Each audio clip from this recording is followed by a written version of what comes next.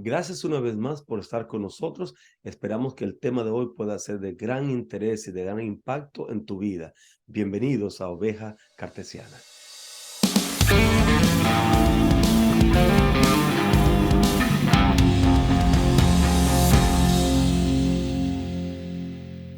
Gracias por tomar un momento para poder ver este video. Es la primera entrega de un proceso que nosotros hemos denominado Oveja Cartesiana y tiene varios fines, dos en particular, este proyecto. Primero, yo quiero hablar a la gente que es parte de una iglesia cristiana para que pueda entender el valor que hay en seguir siendo parte de la fe y de la tradición a la que tú perteneces, a aquellos que no son cristianos, que puedan entender el valor que hay en ser parte de la fe. Hay personas que son prosélitos, ¿verdad? Que están en la iglesia visitando y yo quiero que este proceso pueda ayudar a que estas personas, a nuestros hermanos, puedan entender el valor, la importancia de ser parte de la iglesia de Cristo, ser parte del redil de Jesús, ser oveja de Cristo. Cada uno de nosotros es una oveja del Señor y queremos seguir en su redil para que cuando Él venga pueda tomarnos y que nos ponga a la mano derecha como pondrá a las ovejas. El segundo cometido es que por mucho tiempo siempre se ha acusado al mundo cristiano, a los cristianos, de ser gente con poca capacidad crítica y de raciocinio. Y yo quiero tratar en esta serie de videos de luchar contra esa idea y mostrar que nosotros podemos, como cristianos, crecer en nuestra forma de estudiar, de entender las cosas de la Biblia, como la conducta en general, como dentro de la sociedad, dentro de la iglesia. Y yo quiero entonces poder lograr con este canal que nosotros podamos revisarnos y revisar nuestras ideas, nuestras teorías y poder enfrentarlas con planteamientos con la Biblia y con otros planteamientos dentro de áreas seculares para que podamos tener más acabada nuestra forma de pensar y que de esa forma pueda haber un mayor impacto a la hora de nosotros enseñar a otros lo que creemos. Hemos denominado este proyecto Oveja Cartesiana. Primero, como ya dije, la oveja, porque somos ovejas en el redil de Jesús. Y lo segundo, esta clasificación o este adjetivo de cartesiano, me gustaría explicarlo brevemente. René Descartes fue un filósofo francés, uno de los grandes filósofos franceses del siglo XVII, y él desarrolló lo que se llama hoy en día el método científico. Indudablemente que hay otro método científico, el método científico desarrollado por Francis Bacon, pero en el mundo por la perspectiva o la perspectiva o la tradición racional, el método científico de Descartes es típicamente lo que más se ha utilizado y se ha promovido. Eh, para Descartes, él llegó a un punto donde él decía, mira, todo lo que yo creo, lo creo porque alguien me lo dijo, me lo enseñó. La mayoría de esas cosas, no realmente porque yo lo haya comprobado. ¿Cómo yo sé si es cierto o no esto que me han dicho, que me han enseñado? Y él entonces dijo, yo voy a negar todo lo que conozco, lo que sé, y voy a empezar desde cero. Lo único que él dejó en pie fue la existencia de un ser supremo, llamémosle Dios, que era el responsable de la existencia de una realidad, no importa cuál fuese esa realidad. Entonces, lo segundo que él hizo fue certificar o justificar que él existía. Ahora, ¿cómo él justificaba que él existía? Porque él dice, bueno, yo puedo pensar. Y si yo puedo pensar en mí mismo y puedo pensar que yo existo, eso justifica que yo exista. De modo que yo pienso, luego existo. Para Descartes vino esa frase muy famosa, pienso, luego existo. Para yo existir, debo yo primero pensar en mí mismo, pensar sobre mí, tener conciencia personal de mí mismo. Podría ser que el cuerpo no exista. Él podría pensar que el cuerpo era una ilusión, pero lo que no era una ilusión era la conciencia misma. Y eso es claro en el concepto cartesiano. La existencia personal estaba justificada. Luego entonces desarrolla su método para poder justificar la existencia o la creencia en cualquier cosa que él creyese. El método científico típicamente parte de una observación. Yo observo una realidad determinada, veo algo, entonces yo me planteo un problema, me planteo una pregunta sobre esa realidad que yo estoy observando. Luego de plantearme la pregunta, el tercer paso es que yo me hago una hipótesis para como qué dio al traste con esto, por qué sucede esto, como tratando de buscar la respuesta a la existencia de eso que yo estoy tratando de certificar. Luego entonces viene el proceso de experimentación y al final yo tomo todo el resultado de lo que he experimentado, lo evalúo y entonces lo comparo con la hipótesis. Si la hipótesis y el resultado de la experimentación son congruentes, entonces se puede decir que está justificado lo que yo planteé en la hipótesis. Si no está corroborado con los resultados, entonces la hipótesis queda invalidada y debo comenzar de nuevo el proceso. A eso se le llama el proceso o el método científico cartesiano. Esta idea de pensar, de ser crítico, de evaluar todo. Yo creo que el cristiano tiene que tener una perspectiva de evaluación de todo lo que él cree. Porque todo lo que yo creo y todo lo que tú crees, de una forma u otra, ha sido filtrado a través de las mentes de otras personas. Otros te enseñaron, tus padres, si naciste en la iglesia, el que te dio estudio bíblico, quien te está dando estudio bíblico hoy día, un pastor, un amigo. Le hemos creído a la gente y eso es bueno, el creer y tener fe en la sinceridad de la gente es necesario para poder vivir una vida apropiada como seres humanos, eso es indudable. Pero también es bueno que nosotros podamos evaluar qué creemos, cuál es el peso de lo que creemos, cuánta validez tiene, qué tan sólido es lo que creemos y si puede mantenerse de pie frente a un escrutinio profundo que pueda hacerse del pensamiento, yo pensar en eso, evaluarlo, pero también a través de la palabra de Dios y de la experiencia de los cristianos. De modo que yo propongo que el cristiano que es ya oveja, no estoy haciendo una propuesta nueva, el cristiano ya se considera oveja porque somos ovejas del pastor. Y como dice Juan 10, mis ovejas escuchan mi voz y me siguen cuando yo las llamo. De esa forma, nosotros que somos ovejas de Jesús, lo seguimos cuando Él nos llama. De modo que no es nuevo el que seamos ovejas. Estamos claros, los cristianos somos, nos consideramos ovejas de Jesús. Pero el punto cartesiano es algo nuevo que estoy ofertando para las ovejas del redil de Cristo.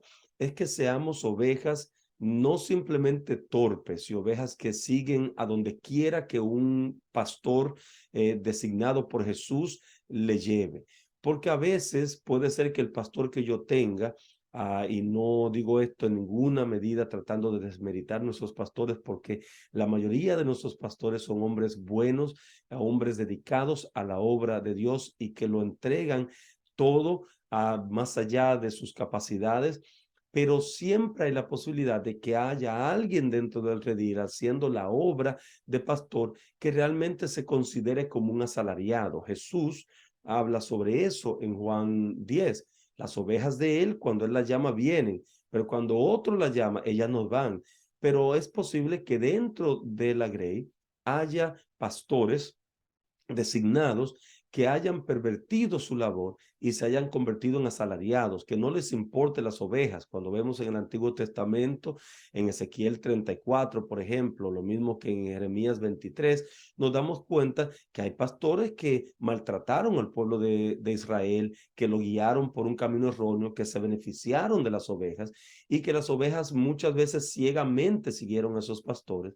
Yo estoy propugnando porque nosotros que somos ovejas ya, podamos vernos y crecer como ovejas cartesianas, como ovejas que evalúan todo lo que se le dice y todo lo que se le pone de frente, que cuando nos propongan algo dentro de la iglesia, nosotros podamos evaluarlo primeramente con la palabra de Dios. Y si vemos que eso se sostiene con la palabra de Dios y con la aplicación de la razón crítica que podemos tener, como Dios nos las dio, que nosotros podamos decir, bueno, yo puedo creer en eso, porque eso tiene una validez comprobada en el método que yo utilizo para comprobar la validez de eso. Pero que si lo que se me está enseñando no tiene asidero bíblico o asidero después de bíblico, yo quiero enfatizar que primero el asidero que debo buscar es bíblico.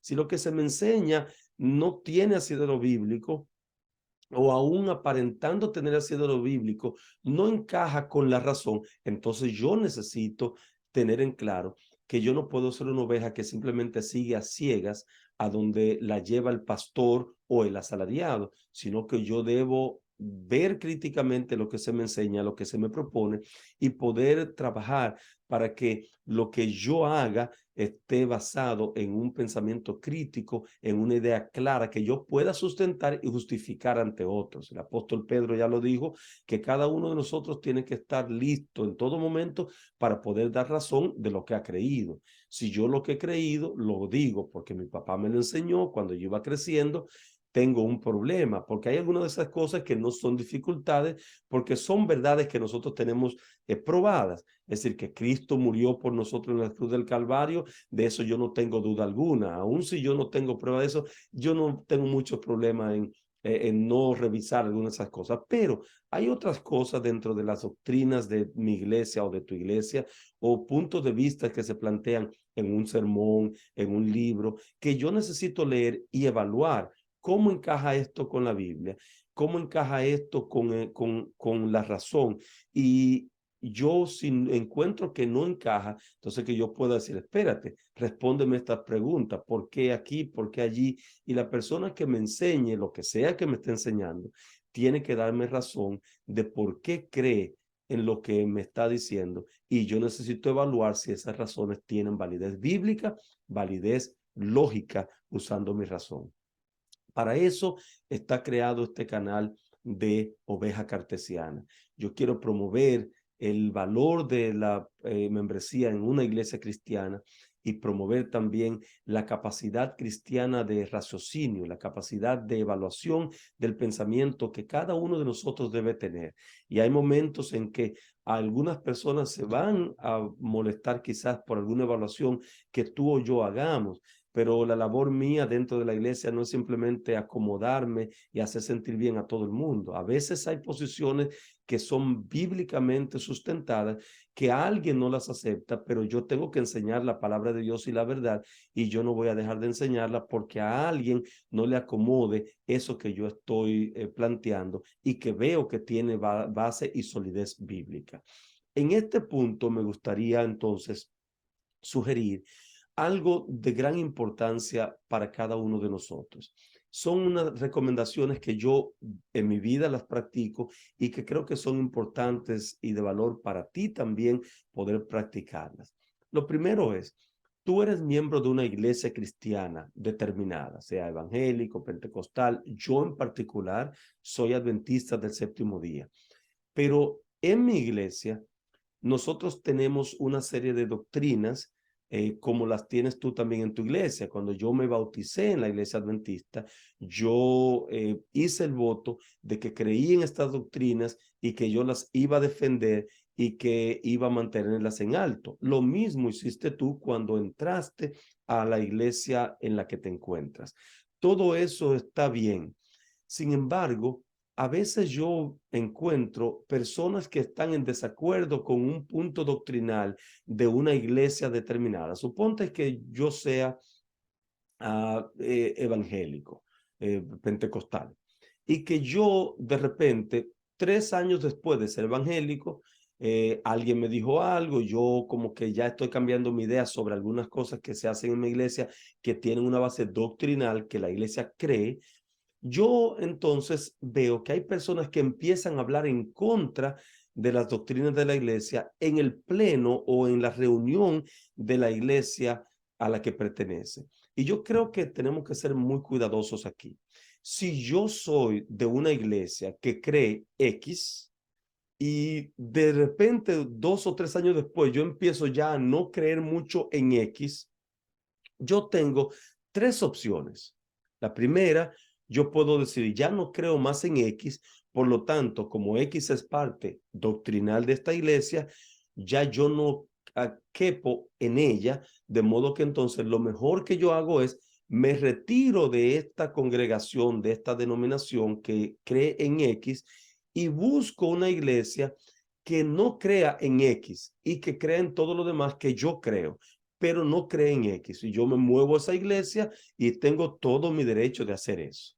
La segunda posibilidad es que yo, viendo que la iglesia donde estoy cree en X, pero ya yo no estoy creyendo en X, yo puedo entonces en mi vida privada seguir en la iglesia con mis dudas sobre X y sigo estudiando y sigo preguntando, y yo tengo el derecho de reunirme con amigos de la misma iglesia en un grupo pequeño, en un grupo individual, en privado, y decirle, mira, oye, yo tengo problemas con esta doctrina X, esta creencia como que no me encaja, porque yo veo que la Biblia dice esto, aquí, allí, y no sé, y tienes todo el derecho de en privado hablar con la gente, miembros de tu iglesia, con tu pastor, puedes comentarle lo que de repente ya no te está encajando mucho.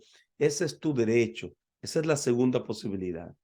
La tercera posibilidad es que tú, aunque no creas en X y tu iglesia cree en X, simplemente tú digas, yo no estoy convencido de X, pero porque mi iglesia lo cree y tiene esta tradición, yo voy a sustentar a X, voy a seguir a X, aunque yo no estoy tan seguro de que X es realmente el punto, tiene sostén bíblico. Esa es tu tercera posibilidad.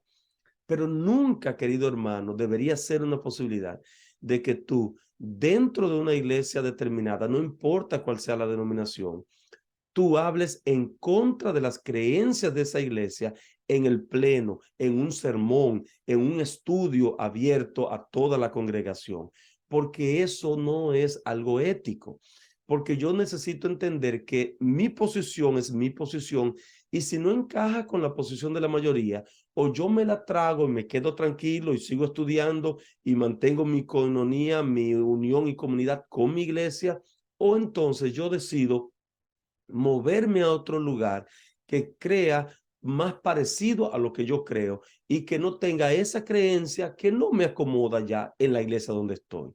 Pero el cristiano está llamado por Dios a vivir en un constante aprendizaje, estudio, evaluación de lo que él cree, profundización de las verdades que él ha aceptado. Y cuando esas verdades empiezan a chocar con lo que yo estoy recibiendo de mi pastor, de mis dirigentes, entonces hay un proceso de yo hablar con mi pastor, decirle, mire, pastor, yo estoy viendo esto, ¿qué le parece? Quizá el pastor lo acepte, entienda que yo veo, tengo razón, o quizá el pastor, aún teniendo yo razón, se oponga a mi posición y quizás me diga que tengo que tener cuidado y empiece a verme con malos ojos. Bueno, quizás eso es una buena señal para que yo esté evaluando mejor, quizás cómo o a quién le presento alguna de las ideas que yo pueda tener. Pero tienes que preservar o sea, pero tienes que preservar la unidad dentro del círculo eclesiástico donde estás. Las ideas hay que seguirlas trabajando, hay que crecer, hay que aprender más, hay que profundizar. Pero en la medida que tú vas profundizando y te vas convirtiendo cada vez más en una oveja cartesiana, puedes motivar a otras ovejas simples que van como ovejas al matadero sin preguntar y a motivarles, ayudarles a entender esas verdades para que ellos puedan también crecer. Este es Oveja Cartesiana y yo espero que puedas estar con nosotros cada semana en un capítulo que tendremos siempre para poder profundizar más en el conocimiento de la palabra de Dios y el conocimiento de cómo debemos desenvolvernos dentro de la iglesia para que podamos crecer en nuestra unificación como cristianos y también crecer en nuestra capacidad de poder criticar, de poder evaluar todo lo que aprendemos. Que Dios te bendiga y nos vemos en el próximo capítulo.